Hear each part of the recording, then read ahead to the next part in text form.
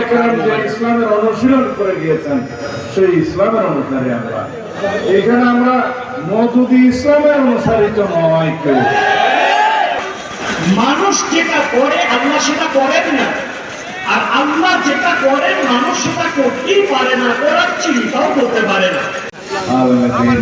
যারা এখানে উপস্থিত হয়েছেন, বাংলাদেশের সর্বশ্রেষ্ঠ মাদ্রাসার শীর্ষ আলেমগণ এখানে আছেন এবং প্রকৃত দ্বীনের খেদমতে যারা আছেন তাদের সেবকরা এখানে আছেন।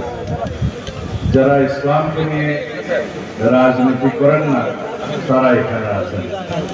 যারা দ্বীনকে পহেলা মনে করে তারপরে দুনিয়া মনে করে, দিন পয়লা বাদ দেবে, তারা এখানে আছে। সেই জন্য আমি এখানে এসেছিলাম।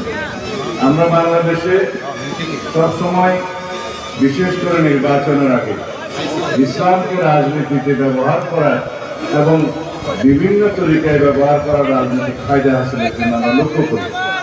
ইদানিং সেটা আরো বেশি লক্ষ্য করি। এই জন্য যে একটি রাজনৈতিক দল তারা নির্বাচনের স্বার্থে, রাজনীতির স্বার্থে ইসলামকে ব্যবহার করে জাতির মধ্যে বিভক্তি নিয়ে আসতে চায়, বিশেষ করে ইসলামের ক্ষতি করতে চায়।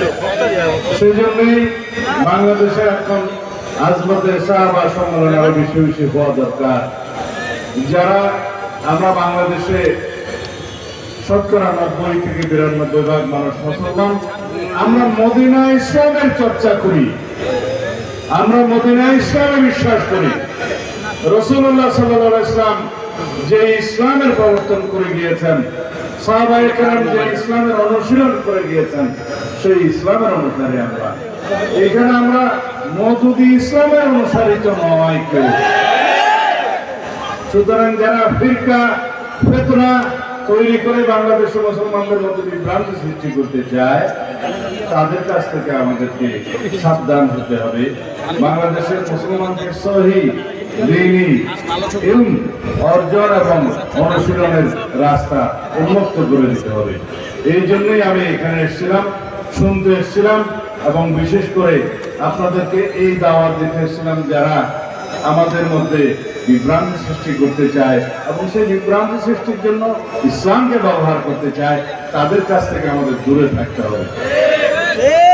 এখানে কোনো রাজনীতি নয়। আমি তো পয়লাই বলেছি যে আমাদের হচ্ছে পয়লা দিন বাদ না দুনিয়া। এই জন্য আমাদেরকে চিন্তা করতে হবে যারা রাজনীতির নামে বিভিন্ন রকমের বক্তব্য দিতে থাকে বিভিন্ন আদর্শের কারণে, সেটা স্বাগতম, কিন্তু ইসলামকে যেন আমরা সেই জায়গায় নিয়ে না যাই যেখানে রাজনৈতিক কারণে আমাদেরকে আমাদের দ্বীনকে ক্ষতিগ্রস্ত করতে পারে।